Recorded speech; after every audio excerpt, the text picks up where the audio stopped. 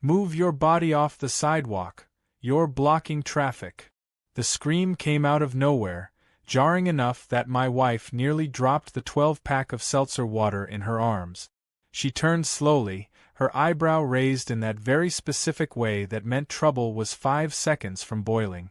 I, on the other hand, had both arms full of grocery bags and was now frozen in place, half stunned, half amused, as a woman in a leopard print sun hat and bedazzled slippers came storming across the street like a suburban hurricane. The sidewalk in question? It was maybe 3 feet wide and curved gently in front of our driveway. My wife Angela had been standing on it for a grand total of maybe 15 seconds. But apparently that was 15 seconds too long for Karen. Karen, yes, her actual name, was the unofficial storm trooper of the HOA. Mid-50s, clutched her clipboard like a weapon, and walked her tiny Pomeranian with the righteous posture of someone who believed they were protecting society. The kind of person who had no actual authority but weaponized her voice like she ran the county. Today, she had clearly decided that Angela was public enemy number 1 for the heinous crime of standing still. Karen's husband, Bob, was already peeking through the blinds, his eyes wide with that familiar blend of regret and silent apologies that he seemed to beam out whenever his wife started one of her crusades. Angela didn't respond right away. She just blinked slowly at Karen, adjusted the heavy box in her arms and said dryly, "Sidewalk traffic?" Her tone was flat, unimpressed, and, though Karen didn't know it, one Angela reserved specifically for people she was mentally categorizing as not worth arresting unless they escalate. Karen huffed. "Yes. People use this sidewalk. You can't just block it. You're standing in the way of pedestrian flow. This isn't your personal unloading zone." The irony of the fact that Angela was unloading groceries into our own garage clearly flew right over her. "This is a public access route maintained by HOA guidelines, and I could cite you for obstructing neighborhood movement." I looked down both ends of the block. Not a soul in sight, except for one squirrel halfway through a snack in a tree. Angela was still composed, still calm. "Ma'am, I'll be done in a few seconds." Karen puffed up like she'd been personally insulted. "You people think you're above the rules. Well, I'm on the board and you better believe I'm reporting this. Name and address now." I set down my bags and stepped forward. "Our address is right here," I said, pointing to the very house Karen had watched us pull into for 3 years. "And you already know our names. You left us a citation last month for a suspicious wind chime that only rings when the wind blows." Karen narrowed her eyes. "Don't get smart. HOA codes exist for a reason. Sidewalk access violations are serious." Angela's lips twitched. She was holding it together, but barely. I could see it in the way her fingers tapped the box in her hand, a nervous tick she usually only had on the job. "I understand," she said, voice still level. "Are you finished now? I have perishables to refrigerate."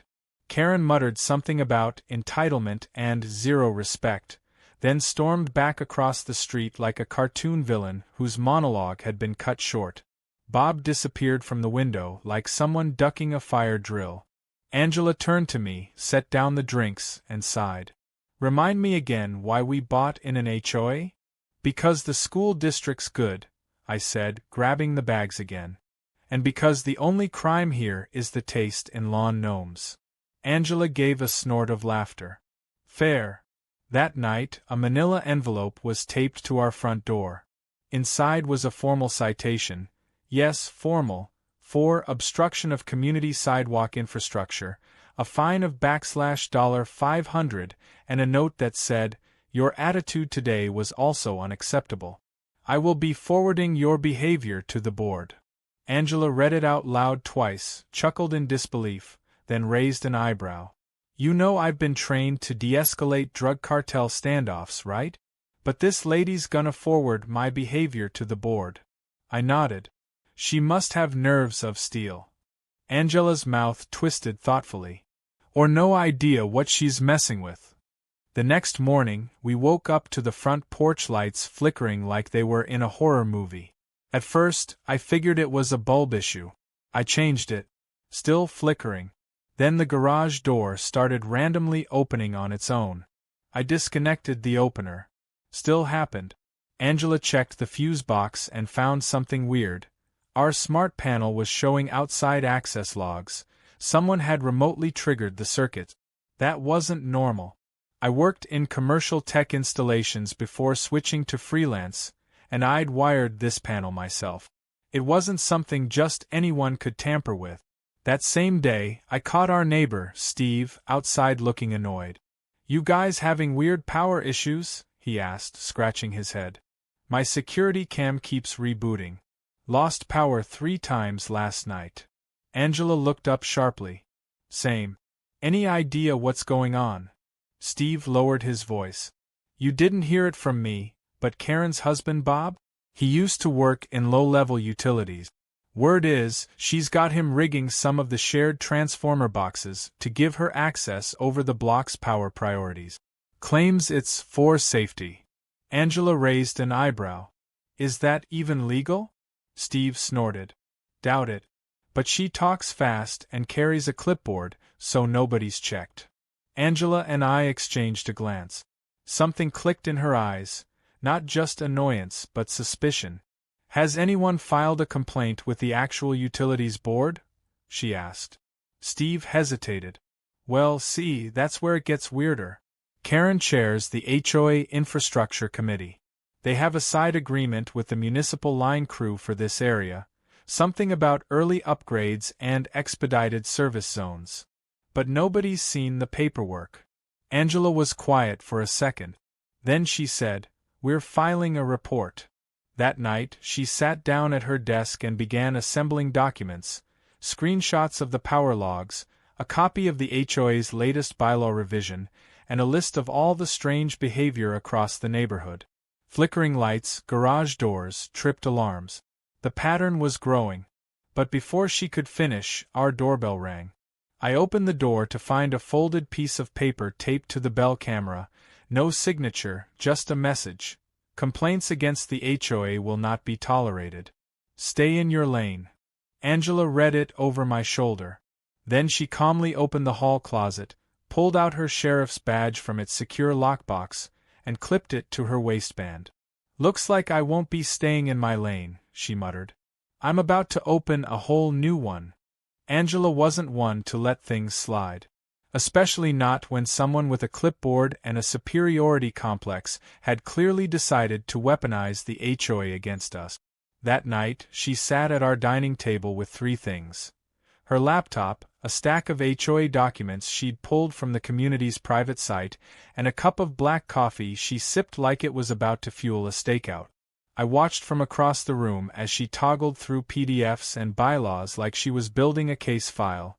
Because, in her mind, she was. I knew that look. It was the same look she had when she tracked down a fugitive 2 counties over using only social media clues and a pizza receipt. Angela didn't play around. "This bylaw is ridiculous," she muttered, tapping the screen. "They rewrote Section 4B to allow infractions for any sidewalk obstructions lasting over 15 seconds? That's not even enforceable." She scrolled further. "And look at this one, Section 6C. Residents shall not engage in unregistered alterations to communal electrical systems without proper HOA oversight and written approval from the board president or designated infrastructure chair. That's not how public utilities work." I blinked.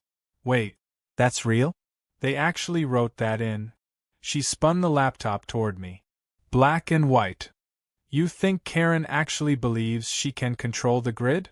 Angela narrowed her eyes. "I think she's already trying to. And she's using Bob's utility background to do it quietly. The real question is why. The neighborhood we lived in, Cypress Hollow, was one of those over-polished suburban developments with curved cul-de-sacs, HOA-mandated grass heights, and enough beige paint to drown a coastline. At first, it seemed like a good deal. Low crime, good schools, decent property value. But Karen had transformed the HOA into something between a reality TV dictatorship and a small-town surveillance state. And no one had dared challenge her. Until now. By the end of the night, Angela had printed out 7 HOA rule changes, highlighted the absurd ones in orange, and made a spreadsheet of recent neighbor complaints that suddenly seemed related. Power surges, faulty outdoor sockets, smart home glitches. It all lined up with what she'd noticed in our own home. What was worse, she realized most of these changes were approved at HOA meetings where only 2 or 3 residents had been present, just enough to pass anything, as long as no one questioned it. The next morning, she didn't just go for her usual jog. She did her jog and question routine. Angela knew how to get people talking. She stopped by the Hendersons' place. Steve had more gray hair than patience, and casually asked about their weird blinking porch light. Then she ran into Martina, the elderly woman who crocheted on her porch every morning, and mentioned the strange garage door incident. The stories poured out like a leaky faucet. Everyone had something weird happen. Everyone felt suspicious. No one had connected the dots. And then came the kicker. Angela jogged by the maintenance shed tucked behind the community pool, normally locked and rarely visited. The lock was hanging open. Curious, she peeked in. What she found inside made her eyebrows shoot up. On one of the folding tables sat a laptop wired into a small utility control panel. It wasn't part of the HOA's normal equipment. Angela recognized a modified surge monitor and a strange wireless transmitter unit. This was custom. Someone had patched it together with parts meant for emergency grid testing. And someone was using it. She took pictures, closed the lock gently, and jogged home. "They're redirecting current," she said breathlessly as she burst through the front door. "That transmitter, Bob's probably rerouting surge capacity to specific properties, or throttling smart panels block by block. That's why Steve's cameras reboot. That's why our garage door went rogue. Someone's using HOA power, literally." I blinked. Why would they even do that? Angela raised an eyebrow. Control. Leverage. Punishment. Pick one. Just as we sat down to catalog the photos, a loud ding came from the doorbell camera. We checked the feed. Karen was standing on our porch, holding a piece of paper like she was about to serve us with a royal decree. Angela opened the door slowly, letting the camera catch everything. Karen's smile was tight and fake. "Good morning. I just wanted to let you know we're issuing a community-wide warning. There have been reports of residents tampering with communal electrical enclosures. If you've noticed any unusual behavior, please report it. We're increasing surveillance, and we'll be holding an emergency HOA session next Thursday." Angela nodded. "You're increasing surveillance?" Karen nodded smugly. "We've installed new cameras at strategic points around the neighborhood. For safety. People need to be held accountable, wouldn't you agree?" "Absolutely," Angela said calmly. "Accountability is key." Karen beamed, clearly missing the sarcasm. "Glad you agree. Have a wonderful day." Then she turned and left, leaving the letter on the doormat. It was a formal HOA directive forbidding unauthorized technical inspections of any HOA-controlled structure, including sheds, panels, or communal utility zones. That was fast. Almost like she knew someone had found the equipment. Angela stared at the paper and muttered, "She's trying to bury the shed." The next few days got weird fast. Our outdoor lights flickered every evening at 8:14 p.m. The sprinkler system turned on randomly, once soaking a package delivery. Our neighbors began quietly asking us if we'd seen the new phantom bill, a surprise $37 fee for electrical review and redistribution costs that had been tacked onto everyone's monthly dues. Angela checked the HOA app and, sure enough, a new budget line had been added for emergency load balancing. No explanation. No vote. Just there. Angela had seen enough. That night, she contacted her friend Jason, who worked in municipal code enforcement, and asked him about HOA utility interference. "Strictly illegal," Jason said over the phone. "They can't touch the grid. Only licensed contractors can reroute flow, and only with city approval." "You're saying they're messing with load levels?" Angela hesitated. "We have visual proof. modified panels, remote access, and now unauthorized surveillance setups. Jason whistled. That's not just a violation. That's felony-level utility tampering. If you can tie it to anyone directly, they could lose their license. Jail time's not off the table. Angela nodded. That's what I thought. Just before midnight, Angela suited up in plain clothes and made a quick trip to the shed with me standing watch. Inside, she found that the setup had changed. Karen or Bob had added a new locking case over the panel and scribbled out the serial numbers on the transmitter. But Angela had already taken the earlier photos, the ones with the visible serial code. That was all she needed. Back at home, she uploaded everything into a folder marked Operation HOA Eclipse. She copied the files onto a flash drive and a cloud backup. And then, like a patient predator, she waited. This is more than just sidewalk drama, she muttered. Karen's trying to build a neighborhood police state, one outlet at a time. I chuckled nervously. At least she doesn't know you're the actual police. Angela smirked. Not yet. But she will. The next morning, the air in Cypress Hollow felt strangely charged. Not metaphorically, Angela and I were both jolted awake at 5:41 a.m. by our bedside lamps flickering like a strobe light at a haunted carnival. Angela rolled over and groaned, shielding her eyes. She's messing with our circuits again. I pulled the plug from the wall just to stop the buzzing. You sure she isn't trying to send Morse code for help? Maybe Bob finally locked her out of the Wi-Fi. Angela gave me a tired smirk, then swung her legs out of bed and padded to the closet. I watched her open the gun-safe-sized lockbox where she kept her gear. She didn't put on her full uniform yet, but the badge went on her belt this time, right next to a small body cam she activated with a quiet click. If Karen was going to keep playing power games, Angela was going to stop being subtle. We both got dressed and headed out for coffee. Halfway to the kitchen, the microwave turned on by itself. Not the light, actual cooking mode. Angela raised her eyebrow at the whirring noise.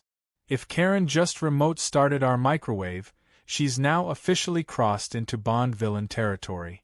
Once we'd had caffeine and sanity, Angela pulled out her notebook and said, "Time to move on this." We started with the neighbors. Angela wanted more documented patterns. Mr. Chong on the corner was happy to chat when he saw us walking past. "You notice the spikes too?" he asked. "My entire smart sprinkler system ran 3 cycles last night. Middle of the night. My lawn looks like a swamp." Angela nodded, jotting it down. "Same time as our lights." Then there was the Garcia family across the street. Their security system had rebooted 5 times in a single night, sending false alerts and triggering their neighborhood watch subscription. "We thought we were getting hacked," Mrs. Garcia said, clutching her tablet like a lifeline. "We called the HOA, but Karen said it was our responsibility to upgrade to compliant devices." Angela grunted. Compliant with what? Her sense of control. That same day, we received a new HOA bulletin printed on glossy cardstock and hand-delivered by none other than Karen herself. The subject? Mandatory HOA-approved smart panel inspection. Karen smiled sweetly as she handed it over, then leaned in like she was sharing a secret. "We'll be visiting homes over the next week to verify compliance and ensure the safety of community systems. For those unwilling to cooperate, well, refusal will be noted." Angela accepted the paper without flinching. "Thanks. We're always happy to cooperate with a lawful investigation." Karen froze slightly at the word lawful, as if it stung. As soon as she left, Angela scanned the document. It was nonsense, a half-baked claim that the HOA had jurisdiction over internal home circuits under suburban unity guidelines. Not legally binding, but terrifying if you didn't know any better. It was a bluff, and it was working. Angela's jaw tightened. That night, she made another move. We drove down to the city utilities office, where she used her credentials to meet with one of the technicians off hours. The guy, an old friend named Darryl, raised his eyebrows when she laid out the issue. You're saying someone's piggybacking off grid equipment through an HOA panel? He asked. Angela nodded and pulled up the photos of the transmitter she'd found. This isn't just tapping into flow. It's rerouting surge capacity in pulses and interrupting smart system communication. This panel? It's not registered with the city. No approval, no inspection record. Darryl let out a long whistle. That's felony-grade tampering. Easily 5 years prison if proven. Angela leaned in. Can you pull usage logs from this area? Look for patterns, short spikes or interruptions every night, same time. I'll send you the timestamps. Consider it done, Darryl said. And if you're right, the city's going to want to fry whoever's behind it. Back at Cypress Hollow, Angela moved into Phase 2. She began quietly forming a group chat with the more fed-up neighbors. They called themselves the Current Crew, not exactly revolutionary, but funny enough to lighten the mood. Each one was tasked with documenting their issues.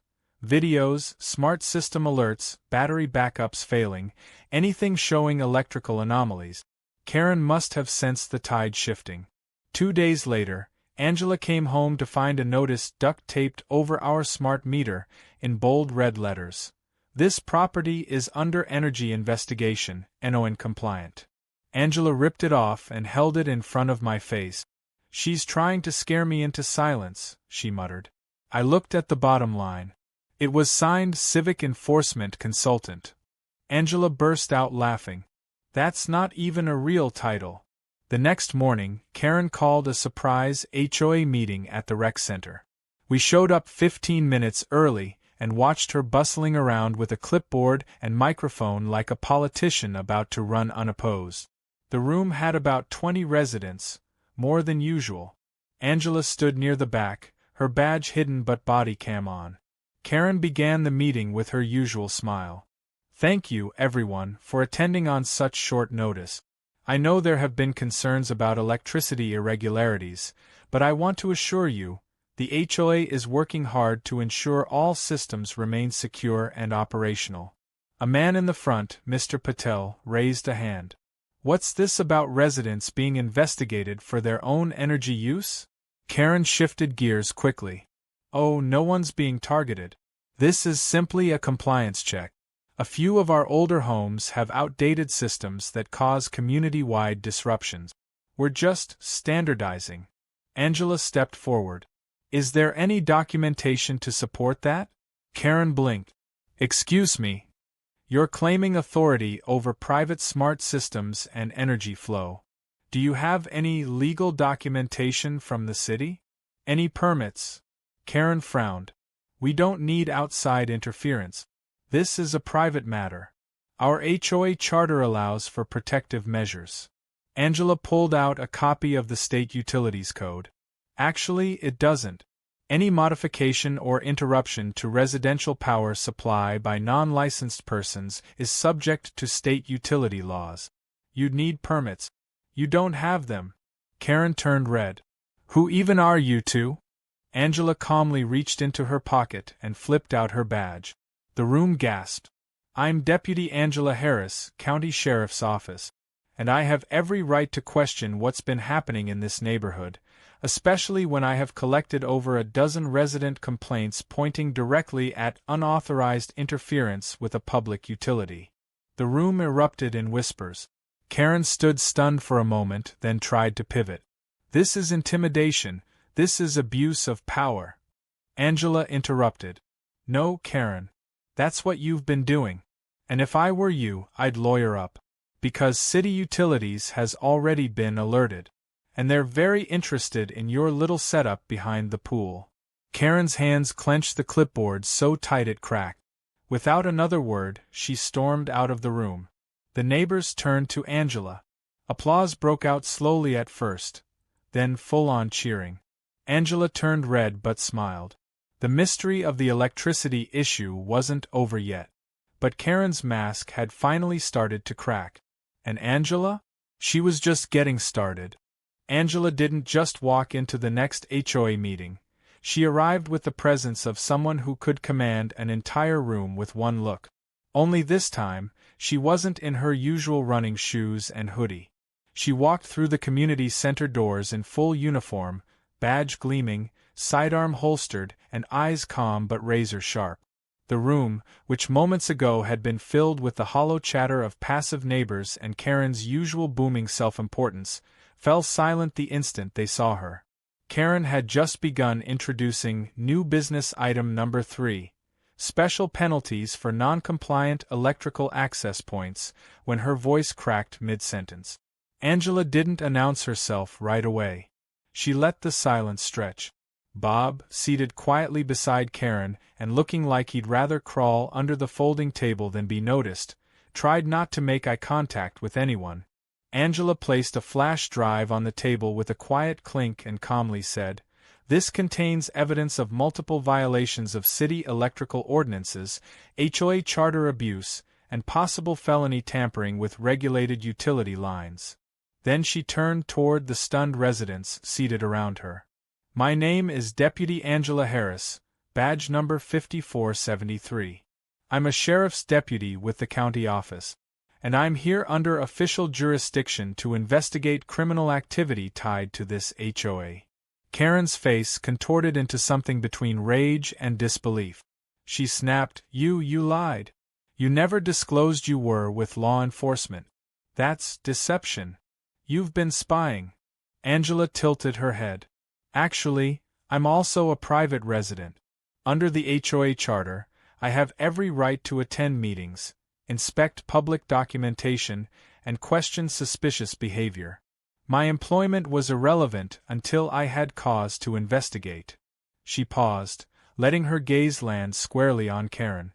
"And I now have cause." Whispers swirled through the room. Mrs. Levitt from the corner house gasped audibly. Steve raised an eyebrow and crossed his arms like he'd just opened a bag of popcorn. Karen tried to retake control of the room, voice shrill and trembling. "This is an ambush. You're threatening an elected official. Someone call security." Angela didn't flinch. She calmly tapped a folder in her hand. "This is a copy of the HOA's operating charter, including the clauses you illegally amended in closed meetings without the required quorum.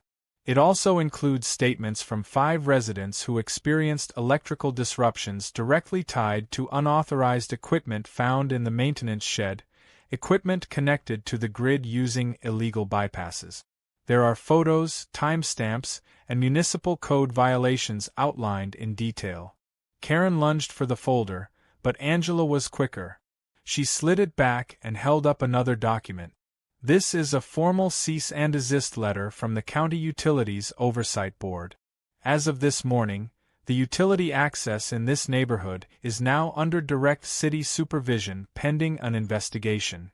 Bob stood up, mouth open, trying to form words that would make him disappear.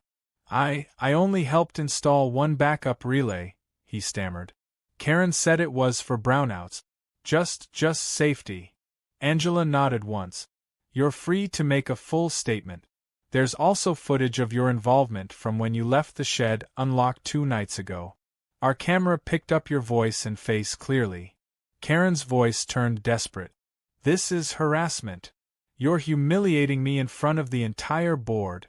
None of this is true." Angela remained calm. "Then you won't mind if we go through the files together." She inserted the flash drive into the projector port and up popped a split screen of the shed interior. There, plain as day, was Bob wiring the modified surge transmitter. Karen's voice was heard off camera saying, "Make sure the Harris house gets a flicker every night, just enough to annoy her." The room went ice cold. Karen charged at the projector, yanking the plug from the socket. "This is a violation of privacy. That's an illegal recording." Angela countered without raising her voice. "It's legal under community transparency laws when recording from a shared access utility location. You, on the other hand, are facing multiple charges, starting with illegal utility tampering, followed by HOA charter fraud and harassment. You also impersonated a municipal enforcement official by issuing citations without authority." Karen froze. Then she turned to the stunned audience and shrieked. She blocked the sidewalk. She started it. She thinks she's better than us. Look at her, strutting in here with a badge like she owns the place. Angela blinked slowly. You threatened my family over sidewalk access. You manipulated the electrical grid to punish neighbors. And you funneled HOA maintenance funds into your own pocket under the label of enforcement consultant fees. I have all of it, bank records, signatures, and contractor logs. Karen stumbled backward. No, I didn't approve any of that. Bob did. He handles the billing. But Bob was already inching toward the exit, hands raised like he was avoiding a bear. At that moment, another door swung open, and Sheriff Daniels himself stepped in. Tall, broad-shouldered, and quiet as thunder, he nodded to Angela and said, "Everything in order?" Angela handed him the folder. "Ready for processing." Karen let out a strangled gasp. "Wait, you brought the sheriff?" Sheriff Daniels looked her over like she was a traffic cone. "We've had enough complaints from this block to fill a binder. Time to clear the air." Karen turned to her loyal allies on the board, 2 elderly men and 1 quiet woman, but they had all leaned back, arms crossed, eyes narrowed. No support was coming. No clipboard power would save her now. Sheriff Daniels read her rights right there in front of the board, neighbors, and a dozen shocked witnesses. Karen tried to shout that it was unfair, that this was a conspiracy, that HOA officers were above this, but Angela stepped forward, cuffed her cleanly, and simply said, "You were warned. You ignored every single one." The walk out of the community center was dead quiet except for the chirp of Karen's sandals scraping against the tile. As she passed Steve, he held up his phone. "I'm live streaming this," he whispered. "Reddit's gonna eat it up." Karen shouted over her shoulder, "You'll regret this. I'll sue every one of you. I have friends in state law." Angela gave a smirk. "Good. Tell them I said hi. Maybe they can explain felony tampering to you better than I can." Bob wasn't arrested yet, but he was asked to remain for questioning. He slumped into his seat like a balloon with a slow leak. The board sat stunned, processing the collapse of their queen bee. Angela addressed the crowd with a rare but genuine warmth. "This HOA can be repaired. But it starts with transparency, fairness, and common sense. No one's above the law. Not even someone who thinks a sidewalk is sacred ground." Applause broke out, cautiously at first, then full-throated. Even Mrs. Levitt stood up and clapped, whispering to her neighbor. Finally, someone shut her up. Angela packed up her files and turned to me with a small smile. 1 sidewalk, 1 tyrant, and 1 very long meeting later. I'd say that went pretty well. I nodded. "So what now?" She laughed. "Now we go home. And if the porch light flickers again, we sue the electric company just for fun." The following morning, it was as if a heavy fog had lifted from Cypress Hollow. The community felt lighter. Porch lights stayed on, garage doors remained closed when told, and not a single sprinkler fired off at midnight. The air was still, warm, and peaceful, broken only by the distant sound of birds and a lawnmower obeying the HOA's newly reasonable 9 a.m. noise ordinance. Karen was gone, hauled away with the kind of poetic flair only someone handcuffed and shouting about sovereign citizen rights could provide. But her absence left a strange silence in the neighborhood, like the villain in a play had been dragged off stage mid-act. And as odd as it felt to admit, people smiled more. Angela sat on the front porch in her deputy uniform, sipping coffee, legs crossed, watching the street like a lioness watching her reclaimed territory. A few neighbors cautiously approached her with offerings, homemade muffins, thank-you cards, even a bottle of wine from Steve. "I didn't have your badge," he said with a chuckle, "but I've got a cellar so close enough." One neighbor, Martina, the crochet-loving retiree with a voice like a creaky rocking chair, walked up clutching a worn envelope. "I kept this," she said, handing it to Angela. "It's the original bylaw notice from 2 years ago. Karen made us all sign things when she said the HOA was getting more proactive. I never trusted it. Figured it might help now." Angela took the envelope, surprised. Inside were minutes from an HOA board meeting that predated most of Karen's changes, before she twisted her role into a full-blown dictatorship. Handwritten notes on the margins revealed early concerns. Karen demanding expanded discretionary enforcement and Bob drawing power maps on scratch paper. "This is gold," Angela murmured. "City investigators are going to love this." As if on cue, her phone buzzed. It was a message from the sheriff's office. Karen had been denied bail. She was being held pending trial on 3 charges: unauthorized utility tampering, misuse of funds, and impersonation of a public official. Bob had cooperated and was under supervised release. Investigators had already begun auditing the HOA's accounts, and the preliminary numbers were ugly. Nearly $18,000 had been funneled to a shell consulting company registered in Karen's name, Neighborhood Compliance Solutions, LLC. Angela snorted.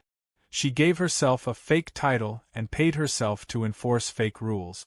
That's some next-level HOA villainy. Later that week, the residents called a special vote. With Karen officially removed, a new interim board was selected, one made up of actual volunteers, not clipboard warriors. Angela was offered a spot, but she declined. "I'll help from the sidelines," she said. "You don't want a cop running your neighborhood, even if it sounds cool." Instead, she helped draft a full overhaul of the HOA charter, restoring public vote requirements and putting a hard stop on anything resembling unilateral power. Steve was voted in as treasurer, largely because everyone liked his wine and his tell-it-like-it-is attitude, and Martina took over communications. "I don't know how to use Facebook," she said, "but I've got a landline and a big voice." That was enough for everyone. Angela's reputation soared. Kids waved to her on the street like she was a superhero. One group even made a sidewalk chalk mural that read, "Deputy Sidewalk Defender," complete with a cartoon of Angela holding a badge in one hand and a grocery bag in the other. She took a picture and made it her phone background. Meanwhile, Karen's house went up for sale within 2 weeks. An anonymous real estate agent listed it as is and offered no tours. Rumors swirled. Some said she was moving out of state, others that she'd sued the HOA for defamation and was immediately laughed out of court. Angela didn't care. Karen was no longer her problem. The electricity issues, however, weren't entirely over. One evening, Angela noticed our porch camera flicker, just once, and the feed cut for exactly 3 seconds. She frowned. "That's not random," she muttered. "I checked the system and found that one of the local circuit identifiers had been accessed remotely, but through a proxy. Someone was testing the line." Angela called Jason from the municipal utility department. He confirmed something strange. A separate anonymous request had been made to audit several neighborhood electrical nodes. "Could be someone trying to reverse Karen's work," he said, "or someone trying to replicate it." Angela didn't like that. She sat in silence for a moment, then said, "Time to seal the shed for good." We both walked to the maintenance shed just after sunset.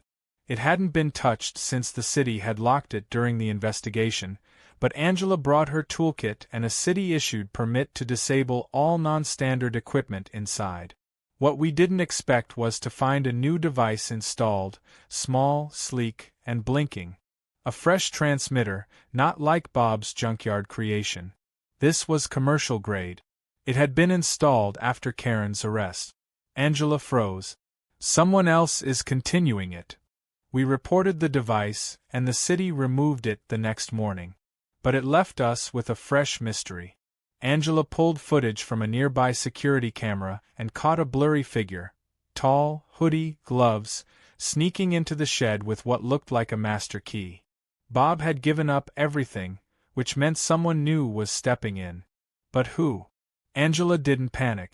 She upgraded the neighborhood watch system, installed a private sensor in the shed, and flagged the HOA's contractor list for anyone suspicious. "If someone else thinks they're going to run this block with a voltage wand and a smug attitude," she said, "they're about to meet the woman who took down Karen with grocery bags." The next week, the neighborhood threw a sidewalk parade. It wasn't official, but about 20 families walked the block in celebration, kids on scooters, dogs in costumes, and one neighbor who proudly dragged a cardboard cutout of Karen with "retired" stamped across the chest. Angela was at the front, sunglasses on, coffee in hand, walking like she owned every inch of that concrete strip she had once been screamed at for standing on. As we walked home that evening, I turned to her and asked, "Do you think it's really over?" She shrugged. "Power attracts weirdos. Someone always tries to fill the vacuum. But now this neighborhood knows how to fight back." She paused. "And they know who to call if things get shady again." "Sidewalk Squad," I teased. She smiled. "Sidewalk Squad. Badge included." And just like that, the lights stayed steady, the sprinklers behaved, and the HOA, the real one, got back to what it was always supposed to be: neighbors, not dictators. Order restored. Clipboard dethroned.